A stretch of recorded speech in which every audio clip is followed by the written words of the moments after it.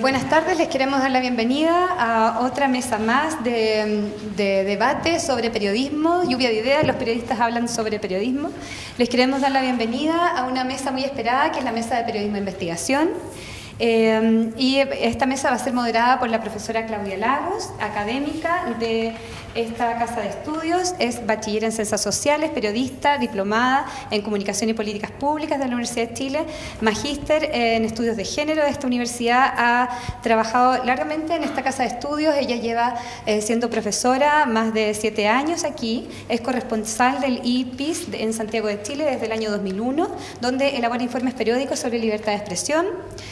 Bueno, y ha dirigido muchas investigaciones y publicaciones en el instituto en el marco, ¿cierto?, del programa de libertad de expresión del ICI.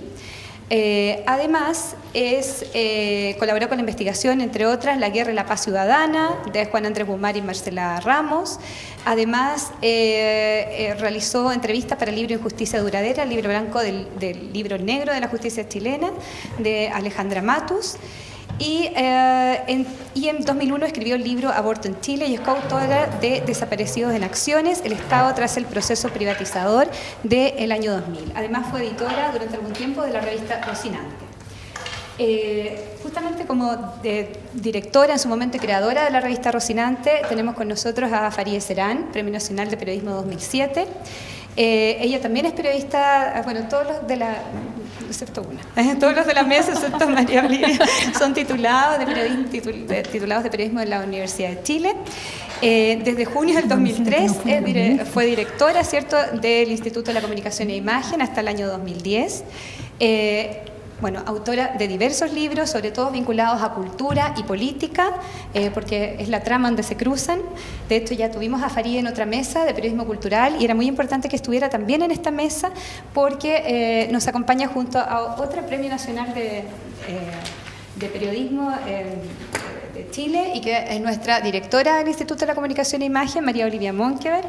Ella, si bien está titulada por la Universidad Católica, lleva la camiseta muy puesta por la Universidad de Chile, ejerce actualmente las cátedras también de periodismo de investigación, ética de tratamientos periodísticos, igual que Farideh, ética de tratamientos. La cátedra de periodismo de investigación en esta escuela la comparten María Olivia, Pascal Bonnefoy, Claudia Lagos. Entre otros libros de María Olivia está Caradima, El Señor de los Infiernos, Los Magnates de la Prensa, El Imperio del Opus Dei en Chile, el saqueo de los grupos económicos al Estado chileno, el 2001, que fue uno de sus primeros libros, y con eso ya la saga continúa hasta hoy, donde interpela a los grupos económicos chilenos y políticos, los grupos de influencia. Llegando ahora, ¿cierto?, con Fines de Lucro, su último libro, que tiene que ver con el lucro en las universidades chilenas. Nos acompañan también Rocío Montes, licenciada en Comunicación Social por la Universidad de Chile, máster en Periodismo del País, en un programa que hace en conjunto con la Universidad Autónoma de Madrid. Es corresponsal en Chile de Spy de España, coautora de Hijas del General, que acaba de ser publicado, así que felicitaciones en una época muy oportuna. Estamos a una semana de la segunda vuelta electoral. Es subeditora del Semanal de la Tercera, empezó su carrera en el Mercurio, donde fue periodista y coordinadora del cuerpo de reportajes, luego trabajó en la redacción del País en Madrid y se desempeñó como subeditora de reportajes de la Tercera. Ha participado en diversos talleres de la Fundación de Nuevo Periodismo Iberoamericano con maestros como Miguel Ángel Pastenier y John Lee Anderson, así que también muy buena pluma. Y también el único hombre de la mesa. Nos ha pasado que hay una sola mujer en la mesa en este caso. Está bien, bueno, está bien. Sí, exactamente. Os invitamos y no alcanzó a llegar. Rafael Cavada está con nosotros también. Muchos de ustedes también lo conocen por sus importantes coberturas en televisión. Él, tras un breve plazo por la Fuerza Aérea, ingresó a estudiar periodismo en la Universidad de Chile. Muy buen cambio. Ingresó a Televisión Nacional de Chile antes de titularse, donde integró el área internacional del Departamento de Prensa hasta 2006, destacando su trabajo como corresponsal en la guerra de Irak para el noticiero 24 horas. En 2007 se sumó al programa La Liga de Mega y ese mismo año presentó la miniserie Epopeya en Televisión Nacional de Chile. También ha conducido programas como Historia Secreta, Aquí en Vivo, ha sido locutor en las radios Concierto, Futuro, Sonar FM y actualmente trabaja en el Departamento de Prensa de Mega, que justamente antes de comenzar decíamos que está al parecer teniendo un giro muy interesante editorial. Así que de todo eso nos van a poder conversar, nos van a conversar sobre el estado del periodismo de investigación en Chile, lo que hace falta, lo que está en deuda, los libros, en fin, y también qué se puede hacer con un periodismo de investigación en televisión que vaya más allá de la denuncia. Así que como directora de la escuela les doy la bienvenida a su casa. Gracias. Gracias, Jimena. Bueno, gracias por la invitación a ser moderadora de esta mesa. Gracias a todas y a Rafael también por estar aquí con nosotros y a también el público que está con nosotros en la grabación de este panel. Y me gustaría arrancar la discusión pensando en que en este lugar común que se ha transformado los dichos de Gabriel García Márquez en la Asamblea General de la CIP ya hace algunos años atrás, cuando dijo que todo periodismo de investigación debiera ser investigación. Todo periodismo debiera ser investigación. Sin embargo, también es cierto que desde hace 30 o 40 años, por lo menos desde mediados de los 70, ha habido un espacio, un campo específico donde se ha articulado aquello que se conoce como periodismo de investigación, con técnicas propias, con herramientas propias, donde en los últimos 10 años tal vez la irrupción de las nuevas tecnologías ha generado una transformación y también una apertura, ¿cierto? Y un universo de posibilidades para otro tipo de periodismo de investigación en otro soporte. Además, aquí tenemos la gracia de que tenemos distintos soportes, distintas generaciones y distintas trayectorias. Entonces, me gustaría partir con esa disyuntiva y me gustaría partir con los invitados a la casa. Rocío, tu trayectoria en los últimos 10 años han estado ligadas a los medios de comunicación escritos tradicionales, primero en el Mercurio y ahora en La Tercera. Entonces me gustaría que desde tu experiencia y desde tu reflexión también, cómo es que ha sido o es intentar hacer periodismo de investigación, si es que se puede hacer o no, y en este soporte en particular y en esos medios en particular. Sí, de alguna forma, a ver, yo trabajé 10 años en el Mercurio y luego con el lapso del país de España en La Tercera. Y efectivamente yo siento que en Chile y también en España los medios tienen de alguna forma reticencia a crear equipos propios de investigación. Esto por una cosa que es bastante evidente en términos económicos. No se entiende que un equipo de periodistas pueda estar mucho tiempo en un determinado tema, no se entiende la poca producción y todas las iniciativas que se han llevado en este sentido han fracasado. ¿Por qué? Porque el día a día provoca que un equipo de investigación que se está formando y he conocido esa experiencia, sean capturados por la cotidianidad y bueno, ustedes que están ahí, digamos, investigando sus cosas y todo, necesitamos una ayuda, por ejemplo, para el terremoto o necesitamos ayuda para tal o cual cobertura. En ese sentido, creo que los medios de comunicación hoy en día no tienen esos espacios y los que hay, que son bastante limitados en los medios tradicionales, porque cualquier periodismo de investigación tiene que ser imparcial, digamos, no solamente investigar una cosa, sino todo, y eso podemos referirnos más tarde. Creo que eso ha limitado en el fondo el concepto de formar equipos especiales como lo conocemos en experiencia extranjera, como Costa Rica, por ejemplo, que lo hacen muy bien. En este sentido, los periodistas que nos gusta investigar y nos gusta contar historias y nos gusta tomarnos nuestro tiempo para llegar a sus profundidades, tenemos que buscar otras estrategias desde los medios de comunicación tradicionales, ¿ya? Es decir, yo siempre digo, temas propios, ¿ya? Temas propios que uno ni siquiera los lanza a la pauta sin tenerlos previamente preparados, maduros, ¿ya? Que vayan por un carril distinto a las del medio de comunicación. Yo por lo menos lo he hecho así, cada vez que me enamoro de una historia o me interesa contarla y meterme a investigar un personaje, trato de llevar mis propios tiempos, porque si uno los pone en el carril del medio de comunicación, se agotan y se abortan en realidad.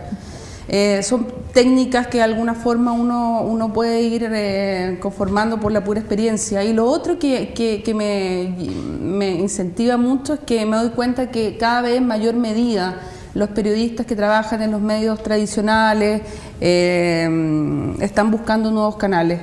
Y esos son los libros, lo hablábamos aquí justamente antes de entrar. Los libros, y lo oí hace poco y le encuentro toda la razón, y también vale para Chile. Hoy en día el mejor periodismo se está haciendo en los libros. y aquí tenemos, digamos, expresiones en esta mesa bastante claras de ello. María Olivia, por ejemplo, vende 20.000 ejemplares en un libro, y eso es inédito incluso para la ficción. Entonces hay un campo que hay que explotar, y hay un campo que lamentablemente los medios de comunicación no están viendo. Que sus periodistas hagan libros fuera de los medios quiere decir mucho. Y creo que al mismo tiempo es una posibilidad muy interesante y muy bonita por lo demás. Vamos a retomar el tema del mercado editorial, porque precisamente, además de la televisión, tal vez los libros es un soporte muy importante del periodismo de investigación en los últimos 40 años. Pero me gustaría retomar esto que mencionabas respecto de la dificultad o la ceguera por parte de los medios de comunicación en no formar equipos, ya sea especiales o bien integrados a la redacción, destinado especialmente a investigar. No es el caso de la televisión, por lo menos en la experiencia chilena, Rafael. A ti te tocó formar parte de uno de esos equipos y tal vez uno de los fundadores del periodismo de investigación televisivo, que es el de Informe Especial. Entonces me gustaría si te pudieses referir a esa experiencia, considerando además que si bien ha habido cosas muy importantes que se han hecho en soportes escritos o últimamente en multimedia, sin duda que la televisión sigue siendo el soporte más relevante para la ciudadanía en general en términos de penetración. Eso por un lado, y por otro, recogiendo la idea de Rocío en el sentido de que las lógicas comerciales, que son muy fuertes en los medios de comunicación tradicionales, en el sentido de competir por audiencia y por publicidad, es aún más dramático en el caso de la televisión. Entonces, ¿cómo se compatibiliza, cómo es esa historia de periodismo de investigación en televisión a partir de tu experiencia con este soporte donde la publicidad y la captación de audiencia está ahí el acelerador todo el día, ¿no? A ver, gracias por invitarme, porque es la primera vez que hago una charla en Chile y me siento un poco tímido. Estoy acá. A ver, la lógica de la televisión es una lógica un tanto especial dentro de los medios de comunicación. Probablemente la inmediatez solo supera la de la radio, supera la de la televisión. Y en la lógica comercial es la más feble de todas. ¿Por qué? Por una muy mala combinación. Digamos. Siempre bromeo, y creo que se toma en esos términos, aunque haya verdad detrás, porque el día que los ingenieros comerciales se tomaron los canales de televisión, sufrimos un enorme retroceso. Porque, como decía Rocío, si tú tienes un equipo de contacto, para poner un buen ejemplo, investigando ¿cuánto? 2 meses donde estaba Paul Schaeffer. Casi un año. Es mucho dinero perdido, es muchísimo dinero invertido en una sola nota. Mientras que...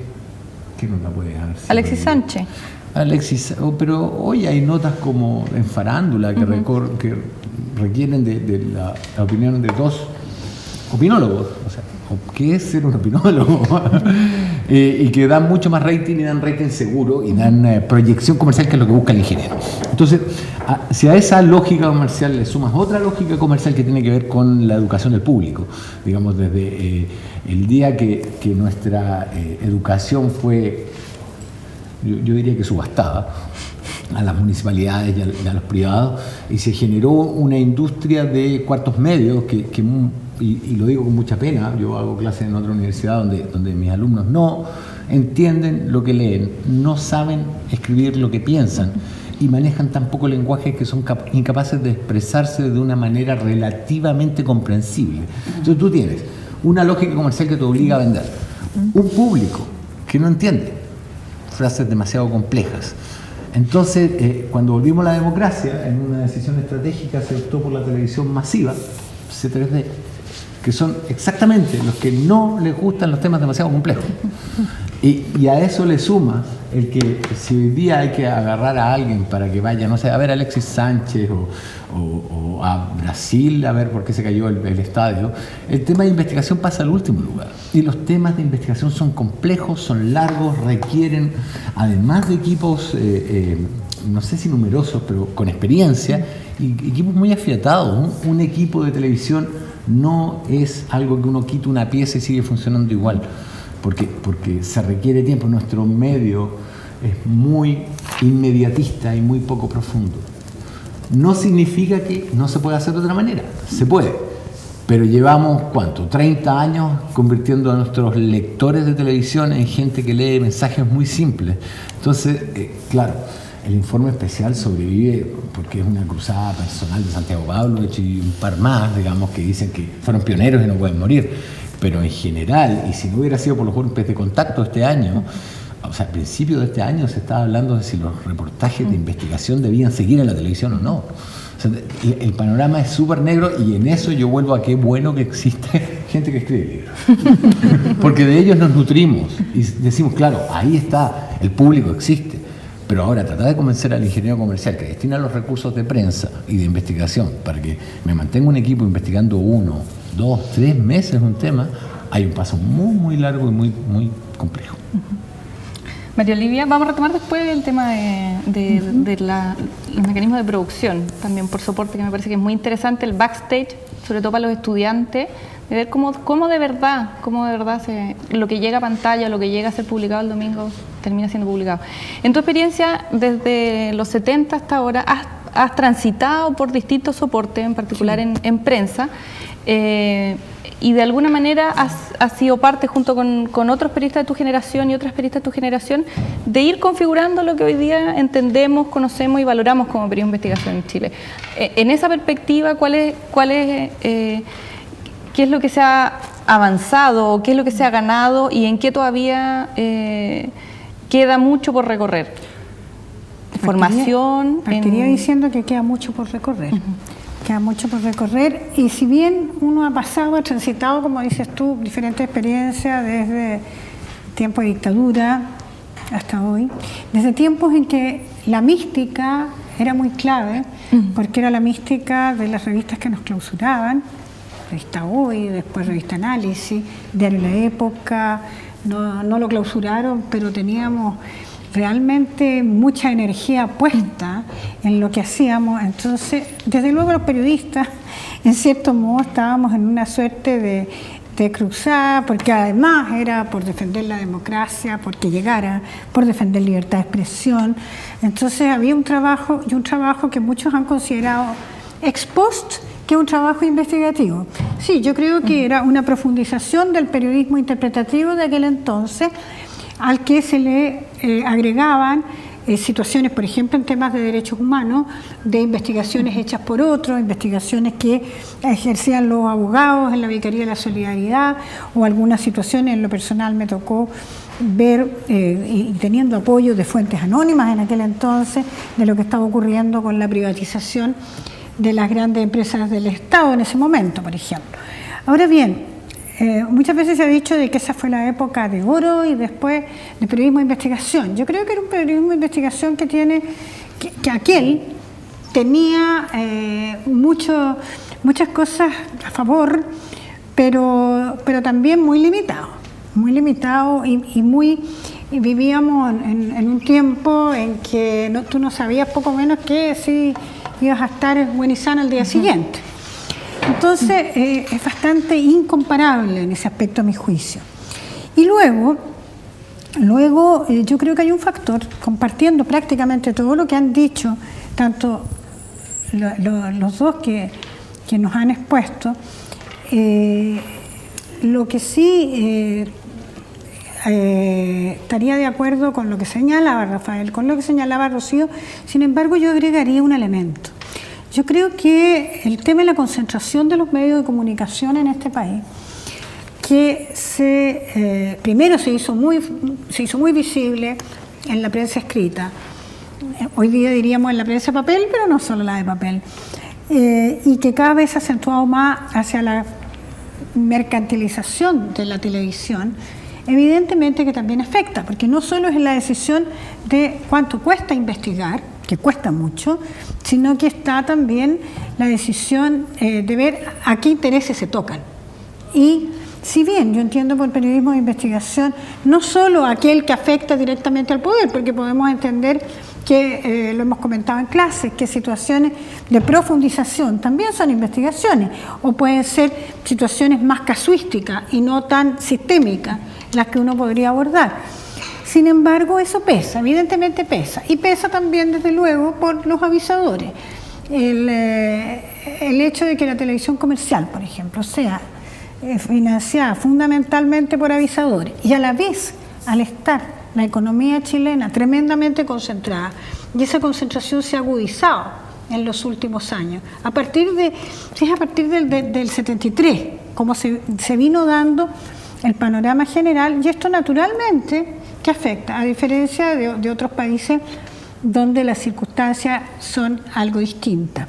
Yo diría básicamente en esas dimensiones.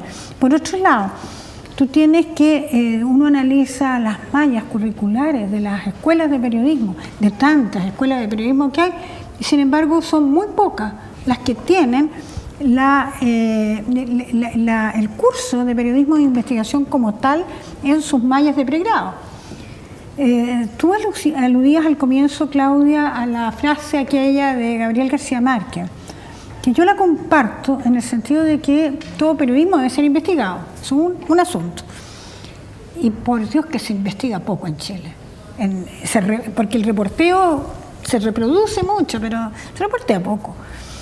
Y a eso habría que agregarle que sí hay un tipo de periodismo que uno podría llamar periodismo de investigación, que se ha venido configurando, y eso que se ha venido configurando, hay ese aporte propio del periodista o del equipo de periodistas. Tú señalabas, Rafael, y la Rocío también, esto de la falta de unidades de periodismo de investigación, es un hecho. Pero, y también, por el lado positivo, lo señalaba Rocío, esa posibilidad de ejercer de algunos en esta línea. Y aquí, para terminarte por ahora, te voy a comentar una anécdota personal que yo le he dado más de alguna vez una vuelta. Yo creo que yo no solo no he sido capaz, sino que no me habría puesto a investigar y escribir los libros que he escrito, esta seguidilla de este siglo, a partir de lo que tú señalabas del saqueo de los grupos económicos hasta ahora con fines de lucro, aludiendo a las universidades privadas. No hubiera estado ese bichito en mí tan fuerte si no hubiera estado tan concentrado en los medios de comunicación, si uno hubiera tenido donde ejercer el periodismo en diario, en la televisión o en otros medios. Es decir, para mí el periodismo de investigación, el motor inicial para el saqueo de los grupos económicos, fue un escape en un momento en que estaba trabajando en otra cosa, estaba trabajando de director de comunicaciones del INE. Entonces ese yo periodista, dijo, no, yo tengo que hacer periodismo, y así nació ese libro. Y después no lo podía abandonar más. Entonces cada 2 años estaba más o menos saliendo algo en esa línea. Y curiosamente, para terminar con esto, una cosa que tú señalabas, tú dabas las gracias, Rafael, a Farideh, a mí, a Rocío, que estaba ahora, entra a la línea de los libros, pero pasa una cosa bien curiosa, y es que uno podría hacer una suerte de estudio, nada más que a partir de la experiencia personal, y perdónenme la autorreferencia, pero la virtual censura, o por lo menos el silencio, o el desinterés que uno tiene en medio, que podrían proyectar este tipo de investigaciones. O sea, esos números que señalaba la Rocío, que creo que eran los del Caradima, el Señor de los Infiernos, de mucha venta, son a pesar de no haber tenido con los libros, y con es evidente, estamos además en temporada de universidades, de entrada a las universidades, mucho aviso, mucha publicidad engañosa más de las veces, y por cierto que a uno no la convidan a los programas para hablar de estas cosas, ni dan cuenta ni hay reseñas. Porque la televisión, por ejemplo, no tiene entre sus programas mucha presencia de programas que se refieren a los libros. En los diarios convencionales, parece que a mí no me quieren. Entonces, buscándole por ahí y por acá, uno se da cuenta de que ese tipo de investigación y ese tipo de información que incluye la investigación, pese a hacer el esfuerzo de mucho tiempo, no lo pescan.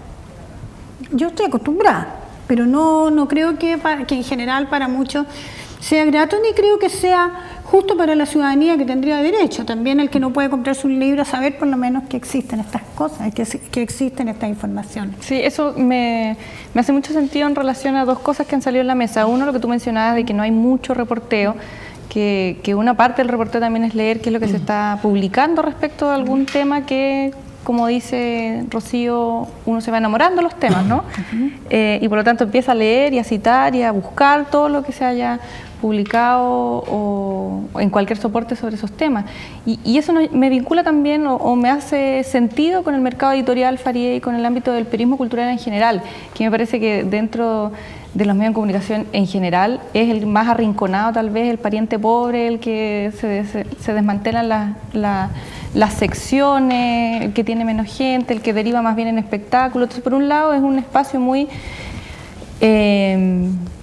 empobrecido en general de ejercicio del periodismo, y además tiene que ver con un mercado editorial que, si bien es interesante para efectos de un espacio donde publicar investigación periodística, también es cierto que es bastante, a excepción, ¿cierto?, de estas grandes tiradas de algunos autores, no es la tónica, no es la característica principal de nuestro mercado editorial pequeño y en general que tiende más bien a los bestsellers. Entonces, desde ahí, desde ese espacio también, ¿cómo lo ves tú, entendiendo además de que no es un espacio donde se haga particularmente mucho periodismo de investigación en el ámbito cultura? Se me vienen 3 o 4 investigaciones a la cabeza en los últimos 20 años, lo que no es mucho.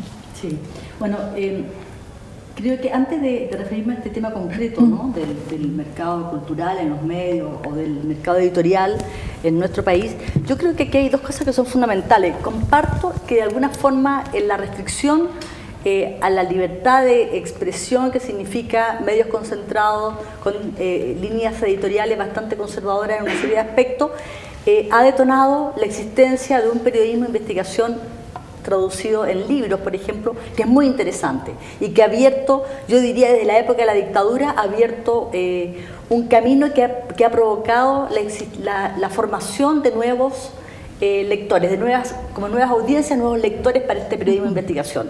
Pienso en Patricia Verdugo y en su libro La caravana de la muerte, que yo diría que es un libro clave en los 80, es el libro más fotocopiado en la historia del periodismo chileno, ¿no? Circuló de mano en mano, y gracias a esa investigación periodística seria, que no fue jamás desmentida, ¿no?, y hecho sin recursos mayores, sin respaldos así institucionales, se logró saber, por ejemplo, ya concretamente lo que era una de las cosas más brutales que ocurrió, como fue el paso de los helicópteros y de Arellano Stark por el norte, con su secuela de crímenes. Esa investigación de Patricia Verdugo, previo al inicio de la transición, en época de dictadura, luego durante la transición, con los medios cerrados, con ese temor, con ese miedo efectivamente a decir las cosas por su nombre, ese llamado a dar vuelta a la página, a no volver la vista atrás, etcétera, dio origen también a una serie de libros de investigación porque los medios estaban cerrados. Es decir, yo diría que el tema de la restricción de los medios de comunicación, ¿no?, la existencia de este duopolio que se ha arriesgado poco a tener equipos de investigación periodística para poder abordar ciertos temas, permitió la existencia de un conjunto de periodistas que de manera independiente pudieron investigar sobre temas que son de alto impacto para la ciudadanía. Y eso tanto en materia de derechos humanos como en materia económica, como lo ha hecho María Olivia. A nivel de televisión, creo que efectivamente lo que hizo Informe Especial con determinados hitos es bastante importante. Es decir, hay aquí, hemos creado nuevas audiencias y hemos creado un público lector capaz de consumir, entre comillas, pongo entre comillas, este tipo de libros porque no está en los medios. A diferencia, yo pienso, Alma Guillermo Prieto, cuando nosotros hablamos de periodismo de investigación, tenemos que necesariamente hablar de una maestra de periodismo de investigación.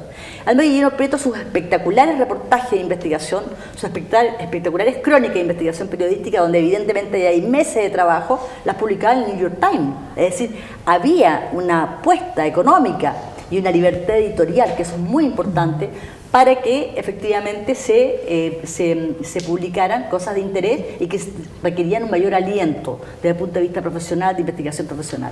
Eso en Chile aún falta, creo que a nivel de medios escritos es algo que tenemos que todavía conquistar, ¿no? Si bien hubo intentos, no puedo no pensar en los intentos del diario La Nación, con principios de los Nación 90. Domingo, que efectivamente hizo una serie de reportajes que produjeron desde la retirada, la caída de un comandante en jefe, ¿no? De Ríos, en la época del Lago, por su famoso reportaje sobre el colmillo blanco, Colmillo blanco. el famoso reportaje del líder, la otra cara del líder, cuando se investiga la doble conducta de Ibáñez, el dueño del supermercado Líder, que por un lado proclamaba su santidad y lo bueno que era él y cómo las mujeres tenían que comportarse bien, y por otro lado le sacaba la mugre a su mujer. Y eso, ¿cuál fue la reacción ante eso? Y también yo creo, ahí en otra frase cliché, y la voy a decir aquí, creo que el periodismo es todo aquello que algún poder quiere ocultar y que todo el resto es relaciones públicas. Es una exageración sin duda, pero creo que algo de verdad hay en esto. ¿Qué pasó con La Nación? La edición completa fue comprada por Ibáñez, ¿no? A lo largo de para que nadie se enterara. Es decir, esa otra cara que el poder quiere ocultar en términos económicos, políticos, sociales, etcétera, tiene mucho que ver con este periodismo de investigación que creo que en Chile tiene público, tiene audiencia y que cada día exhibe una mayor calidad, ¿no? Y no solamente el trabajo de Rocío, que sin duda es de nivel, lo que ha hecho Rafael o María Olivia o tú misma, Claudia, sino que también otras generaciones de periodistas. Pienso en Alejandra Mato y su libro Negro a la justicia chilena, que le valió por lo demás el exilio en Estados Unidos. Estamos hablando ya no de dictadura, sino que de la transición. Entonces, son elementos interesantes, pero que nos exige trabajar tanto en el ámbito de la formación en las escuelas de periodismo, como también, por ejemplo, en el tema editorial. Yo creo que las editoriales, sobre todo las editoriales, algunas transnacionales que han apostado, pero también hay editoriales nacionales que han apostado a esto, a este tipo de libro periodístico y que les ha ido bastante bien, porque hay una respuesta del público. O sea, el hecho de que María Olivia venda esos libros, esa cantidad de libros que supera a libros de ficción, ¿no? El hecho que estén en los primeros lugares de venta el libro de Alejandra Mato y de Doña Lucía, que es un trabajo de investigación periodística, y otros libros de investigación periodística como el de la misma María Olivia con fines de lucro, te está indicando que hay una apuesta, una avidez, y que eso está recibiendo, yo diría, beneficio de parte de una ciudadanía que está comprando. Ahora, el periodismo cultural en los medios efectivamente cada día es más precario. O sea, el tema cultural en los medios, las páginas de cultura, de los suplementos culturales que fueron desapareciendo, a la unificación de periodismo con espectáculo, de cultura con espectáculo, porque cultura solo no daba. En tanto, además, cultura se asimila a aquello denso, aburrido, que no le interesa a nadie. O a la cartelera, a la cartelera que es la... Entonces, creo que hay una deformación y en ese sentido tenemos mucho que trabajar, tanto en aula, con las futuras generaciones de periodistas, como a nivel, ¿no?, de los medios y de la sociedad, de la importancia de efectivamente la existencia de un periodismo riguroso, serio, informado y que no tiene gente que, o sea, ninguno de ustedes ha sido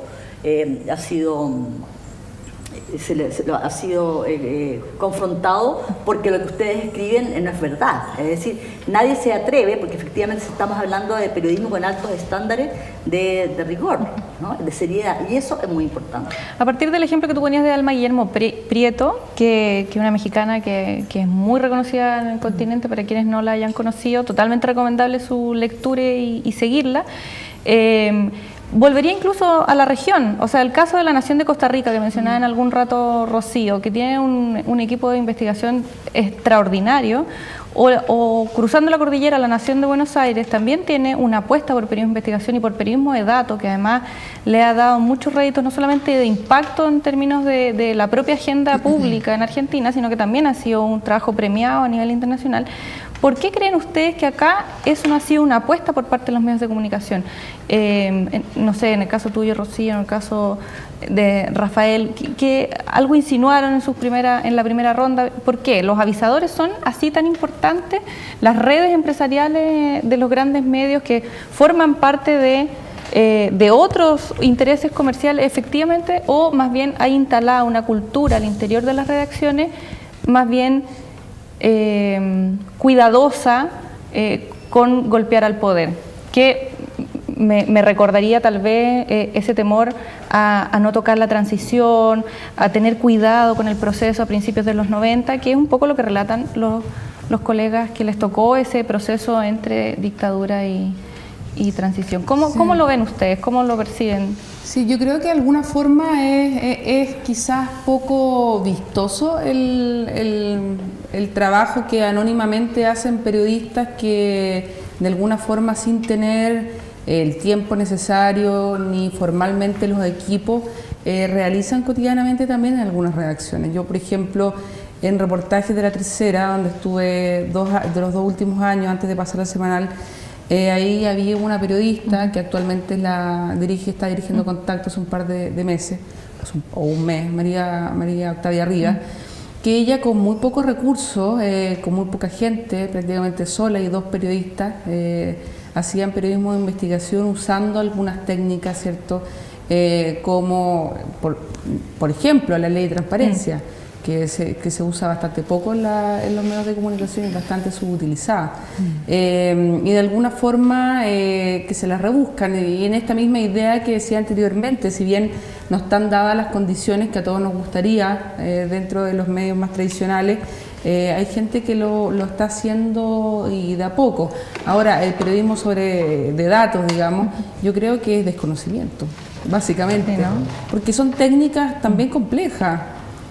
Todavía nosotros estamos un poco enamorados, un poco embobados, seguimos pensando en el periodismo narrativo. Yo creo que eso le ha hecho muy mal al periodismo chileno, porque se está no solo premiando, digamos, sino pidiendo un periodismo narrativo que en el fondo sobrevalora la forma y no el fondo.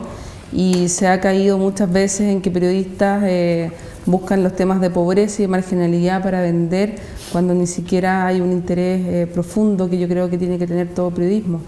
Creo que está puesto el foco ahí, está poco puesto el foco en nuevas técnicas de investigación como las que estamos hablando. Yanina, que se acaba de ganar un tremendo premio, la costarricense, y yo creo que fundamentalmente es desconocimiento. Y lo mismo que decía anteriormente, es decir, creo que tiene que haber una inversión no solo económica, sino también un interés genuino y profundo en este tipo de proyectos, y no siempre se tienen, Rafael. A ver, yo creo que en un punto intermedio de varias cosas que se han mencionado anda como la zona de la que buscamos. ¿Existe un problema con los avisadores? Sí, existe. Los avisadores no quieren ver sus marcas ligadas a temas feos, complicados, conflictivos. Cuando TVN tenía a todo el mundo cubriendo la guerra de Irak, no tenía auspicio de nada. Imagínate una gaseosa ahí con un niño muerto. No. 2, los intereses económicos son un hecho, digamos, y en un país donde el 1% se lleva el 30% del ingreso bruto, digamos, no es tan difícil follow the money, digamos, ¿a quién afecta a qué? Sí, tiene un punto, pero en el que a mí me toca más personalmente y el que a mí más me molesta es una suerte de incomprensión que tenemos todavía a nivel de medios por la nueva audiencia. Si tú haces todo el mundo quiere que lo vea la clase media. Defíneme clase media y empezamos con problemas graves. Porque en Chile de clase media es casi cualquier persona, una persona que gana un poco más que el sueldo mínimo. Hasta el presidente Piñera dijo que era de clase media, por favor. Entonces, ahí los intereses de la clase media son diversos, pero hay una serie de sensaciones que se repiten. Y pongo el ejemplo más claro, digamos. ¿En qué se parecen el B, no voy a decir A, pero el BC1 con el D, en que la primera semana gastan plata en la vecina para el auto? El resto del mes es totalmente diferente para ambos, digamos. Y existen, el C busca más la tarjeta bancaria, el otro la tarjeta de multitienda, el tercero la tarjeta de farmacia, pero todos viven sintiendo que son abusados, que de alguna manera el sistema abusa de ellos. Todos los chilenos sentimos de alguna manera que están abusando de nosotros, por decirlo de la manera más liviana que encuentro.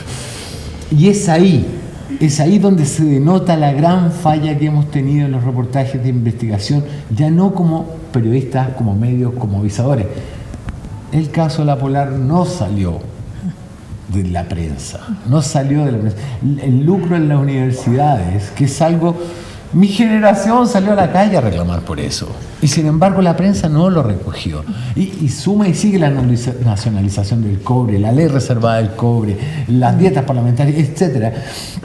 Tú vas ahí configurando un escenario donde hay un público tremendamente diverso, con la sensación de que, en términos muy, muy planos, está mal pelado el chancho.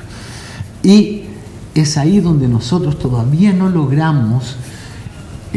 hijos además de una generación que luchó contra la dictadura, que tenemos unas grandes épicas, aterrizar esa épica gloriosa en una época comercial de cuánto me están cobrando de interés en la tarjeta de crédito, y es eso justo, injusto, y si las farmacias se coluden, si se coluden con los laboratorios, se coluden con las ISAPRES.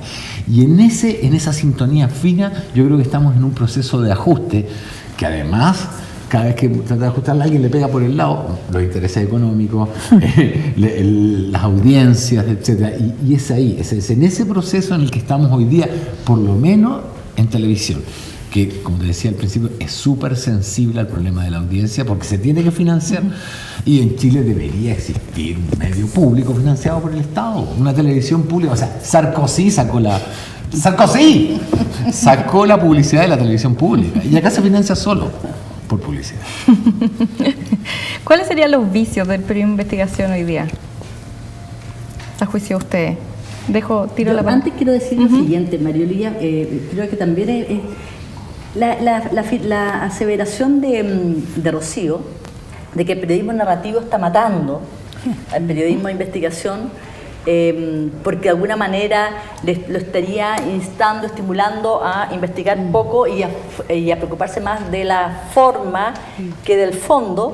Yo creo que, yo diría que es una aseveración bastante discutible, por decirlo menos. Yo no estoy de acuerdo con eso.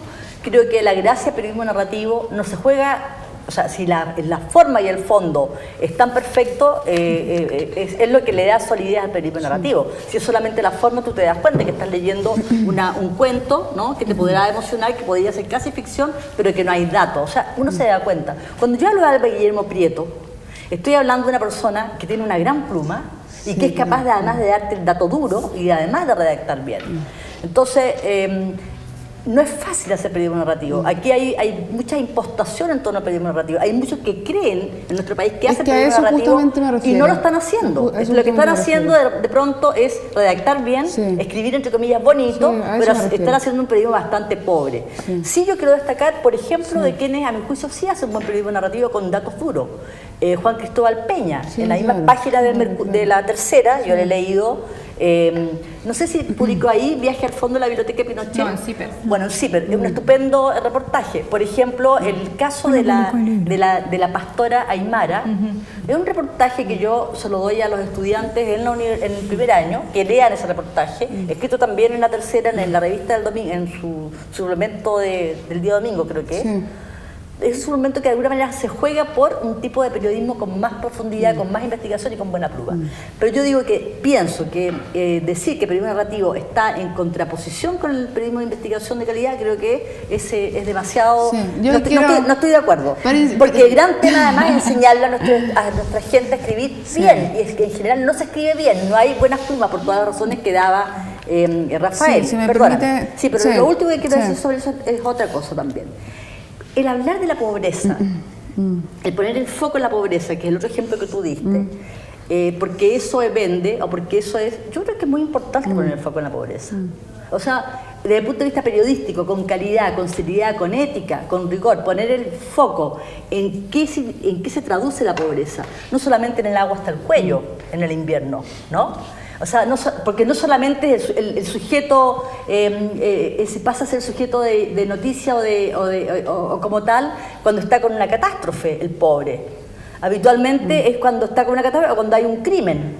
Pero la pobreza asumida, investigada, contada, narrada desde una óptica seria, rigurosa, creo que es un aporte para el periodismo, ¿no? Y no es un recurso para tener mayor audiencia o para picar cebolla y para tener mayor rating. Creo que son cosas que son importantes discutirlas, porque si la dejamos pasar va a creer que estamos como... No, yo ahí creo que, a ver, sobre el primer punto, voy a autocitarme porque creo que sobre esto he pensado bastante. Después de un congreso justamente de la Fundación del Nuevo Periodismo el año pasado en el DF, hubo bastante discusión sobre este mismo punto, periodismo de investigación, periodismo narrativo, etcétera. Y después traté de explicar de qué era lo que efectivamente me pasaba. Y yo creo que yo no tengo una crítica, Farideh, hacia el periodismo narrativo, y creo, o sea, con decirte que Yoli Anderson y Guillermo Prieto son las dos personas que yo tengo, digamos, constantemente en mi velador, o sea, los admiro muchísimo. A lo que me refiero es que en Chile están abundando los juglares. Y yo creo que eso a mí me molesta profundamente cuando veo que el periodismo narrativo ha ido tomando por parte de juglares. Y escribí una columna chiquitita que se puede googlear, que se llama justamente así. Creo que el periodismo chileno está lleno de juglares que nos hacen reír, muchas veces también nos hacen llorar, y creo que cuando uno lee ese tipo de temas, que están fundados en un falso periodismo de investigación, a eso me refería, creo que es periodismo narrativo. Yo creo que eso le hace mal al periodismo. Hoy en día todo el mundo pretende ser García Márquez y no lo somos, lamentablemente. Entonces, en ese sentido, yo creo que el periodismo chileno esté tomándose por esta gente, creo que le hace mal, y yo creo que eso no solamente le hace mal al periodismo de investigación, sino le hace mal al periodismo en general, ¿ya? ¿Y a qué iba justamente Farideh con el tema de la pobreza y la marginalidad? Yo no creo que el tema sea justamente hablarse de la pobreza, o sea, cómo no, me eduqué en esta universidad, tengo un sentido social profundo y tengo una forma como mujer y ser humano y periodista de ver la vida. Sin embargo, también creo que y el periodismo latinoamericano, pero sobre todo también el chileno, está abundando en los temas, digamos, que venden, y no necesariamente de un punto de vista que nosotros nos satisfaga como lectores y como colegas.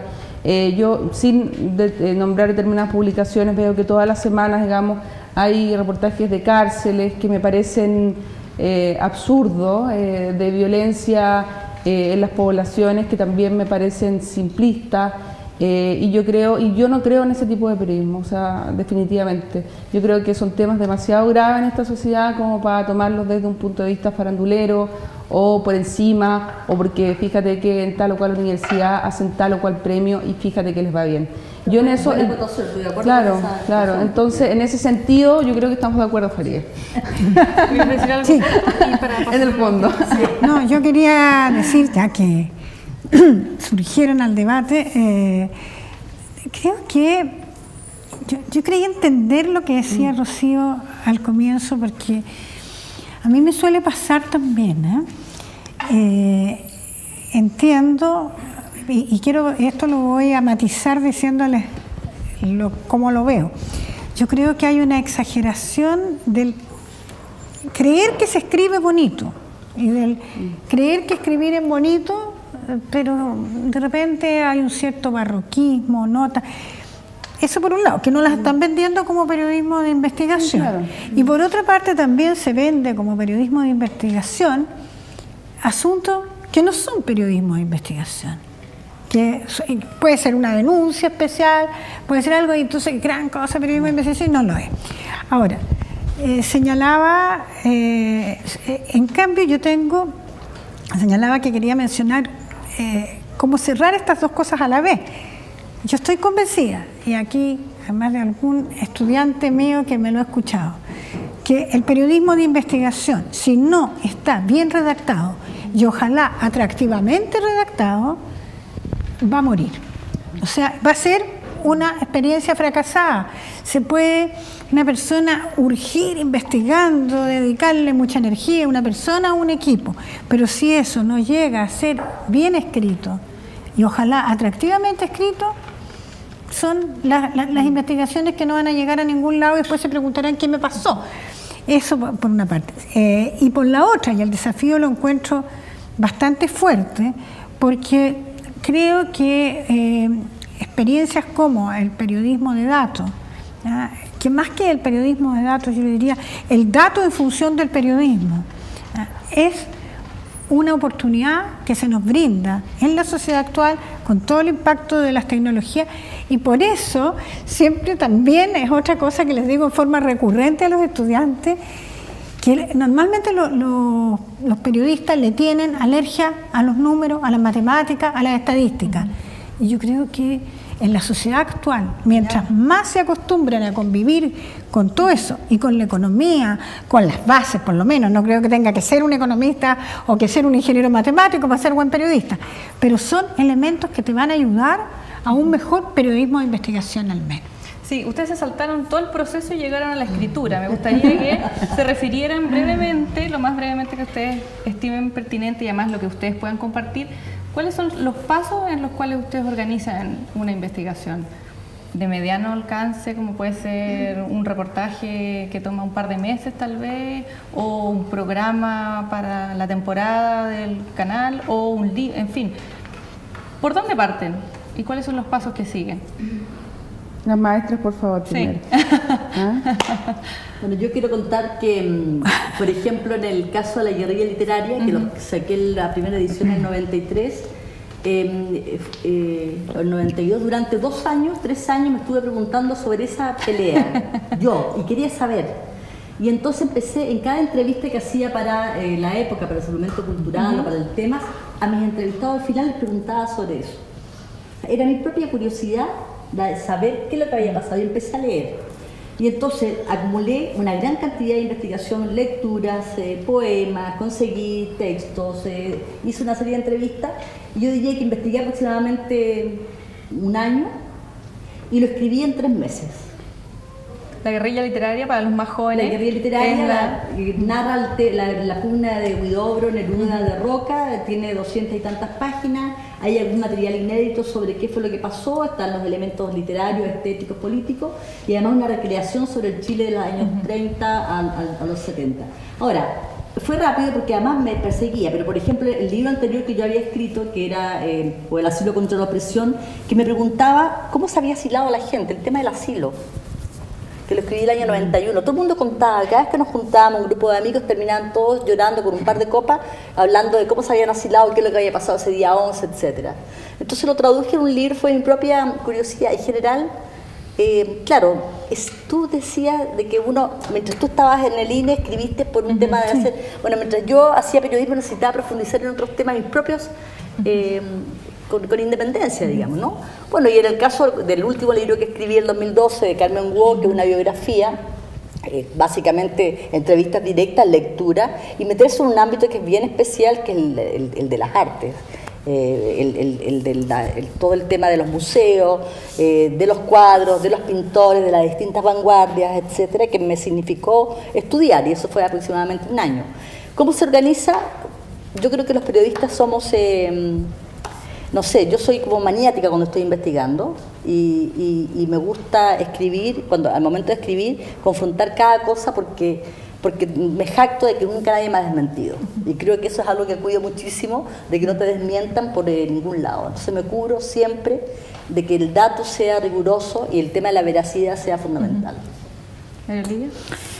Bueno, yo creo que, y comparto con Farid eso de la preocupación por los temas. Yo creo que partir por un tema. Y ese tema, ¿cómo llega? En mi experiencia personal, han sido la mayoría de las veces, salvo el de Caradima, te diría, de los libros me voy a referir, porque reportajes hay muchos para atrás, pero primero me refería a los libros.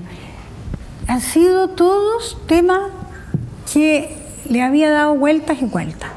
Ese saqueo tenía que ver con lo que había trabajado ya en la época, lo que había pasado con la empresa y el Estado, lo poco que se había hablado en los primeros años de la transición sobre la privatización de las grandes empresas del Estado.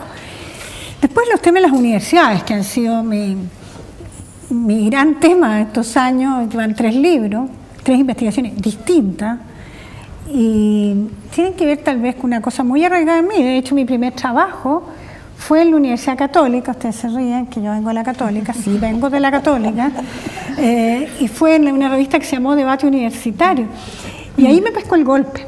Entonces a lo mejor era una deuda pendiente, después seguir entendiendo todo este mundo, pero también me había tocado conocer cómo habían partido los Chicago Boys, cómo había partido el gremialismo, que después derivó en la UDI.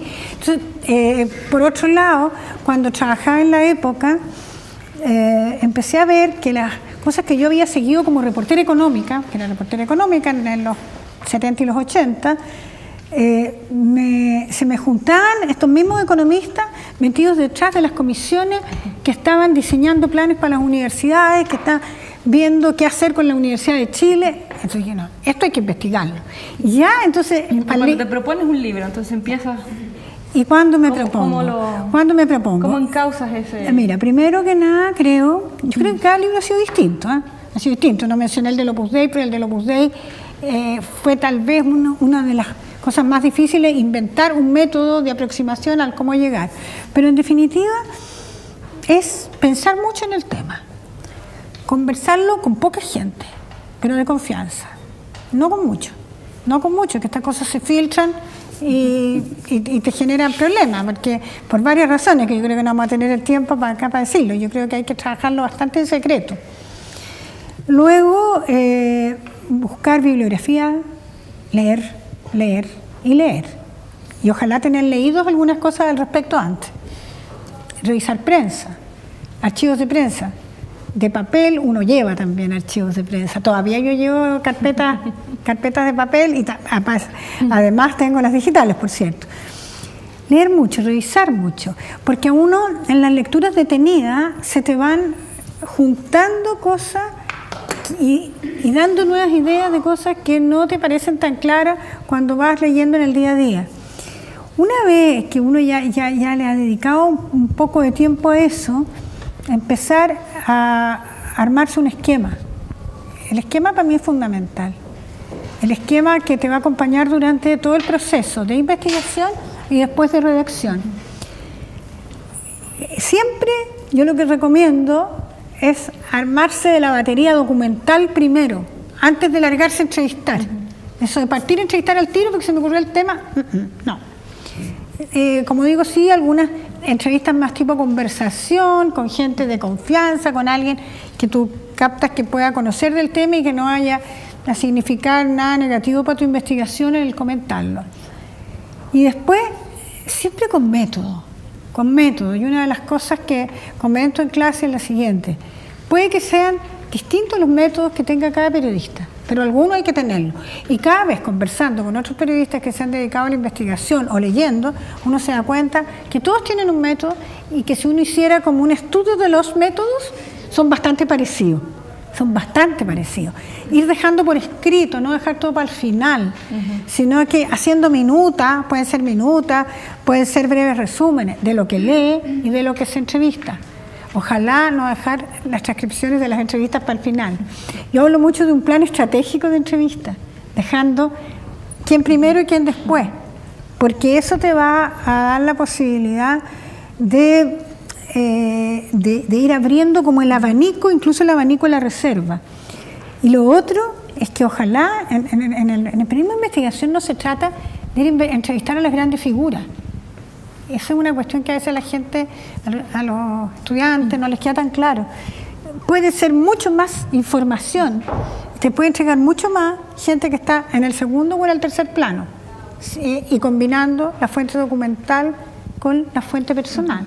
Creo que básicamente eso. Pero una cosita que me gustaría decirle, Claudia, sí, esto que tú dijiste delante, mira, y caímos en la redacción. Es que yo insisto, creo que no es casual que hayamos caído en eso que se presenta finalmente, porque al periodismo escrito le hace falta mucho trabajo en esta línea, y para que no se provoquen frustraciones cuando se escribe un libro, cuando se hace una memoria, cuando se hace un reportaje al que le has dedicado mucho. Esto igual en la televisión, yo creo que lo que se muestra en definitiva esté lo suficientemente bien editado, porque si no todo ese esfuerzo va a morir.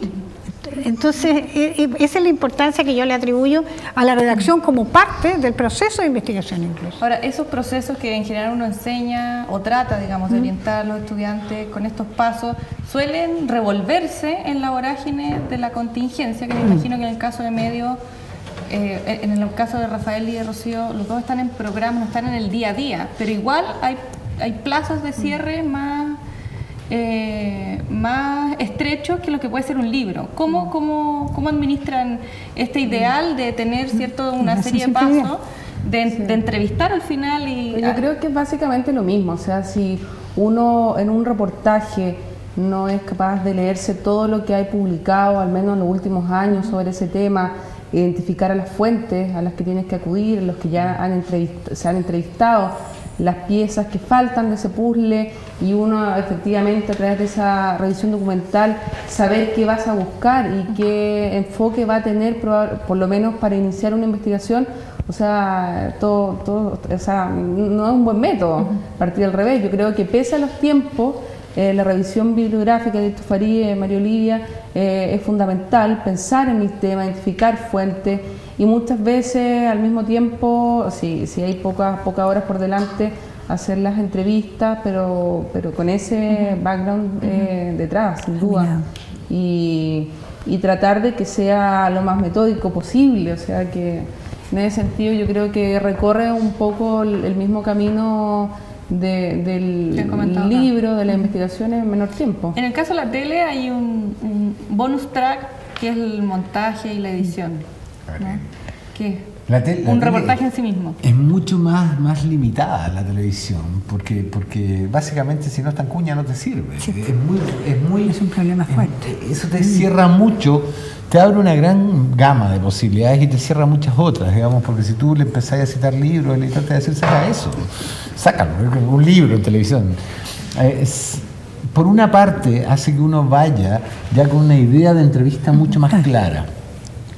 Eso no obsta para que a veces en la entrevista te salga algo que cambia totalmente tu visión. O sea, por cierto. Epopeya jamás tuvo considerado el segundo capítulo como lo consideramos.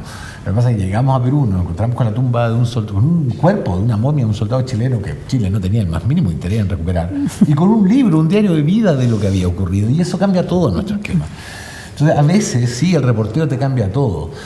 Y en otras ocasiones uno ya tiene más o menos claro, hace entrevistas muy extensas para sacar los momentos, porque hoy día buscamos mucho más que el tipo lea algo y le brillen los ojos a decir, oh, esta imagen lo golpea profundamente, porque eso es una televisión ochentera. Buscamos situaciones que hablen más de lo que, desde el punto de vista de la persona entrevistada, no del de uno, que fue un error muy frecuente en la televisión.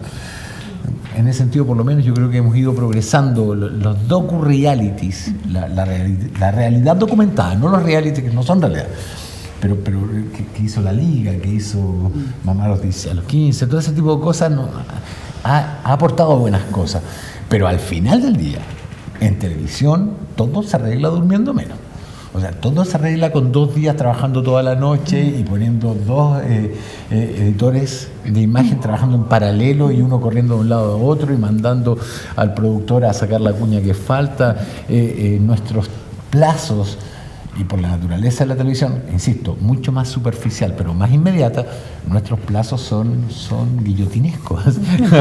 Y por eso tú no deberías pedirle a un reportaje en televisión que tenga la profundidad de un reportaje en prensa escrita o de un libro, porque nuestros reportajes tienen otra lógica, digamos, que apela mucho más, o la manera en que logras la sintonía con el lector es emocional.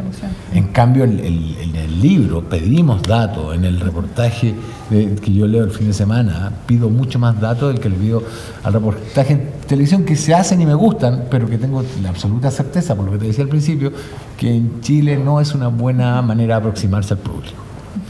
Bueno, muchas gracias a Pero todos. antes que termines, Claudia, tú deberías haber hablado del diario Agustín, que fuiste su editora, del libro, que es una gran investigación periodística. Me están cortando. Que son un conjunto de... Están cortando.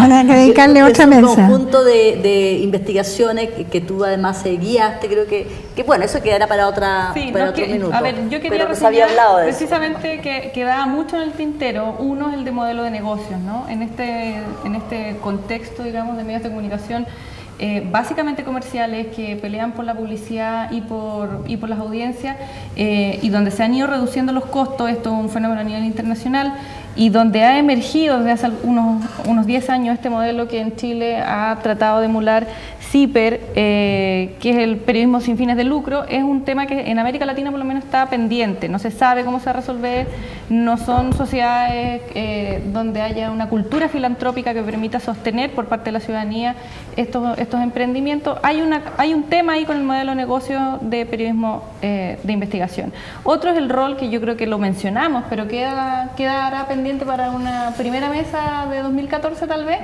sobre las nuevas tecnologías, ¿no? Multimedia, nuevas tecnologías, periodismo de datos, periodismo de investigación y periodismo de datos.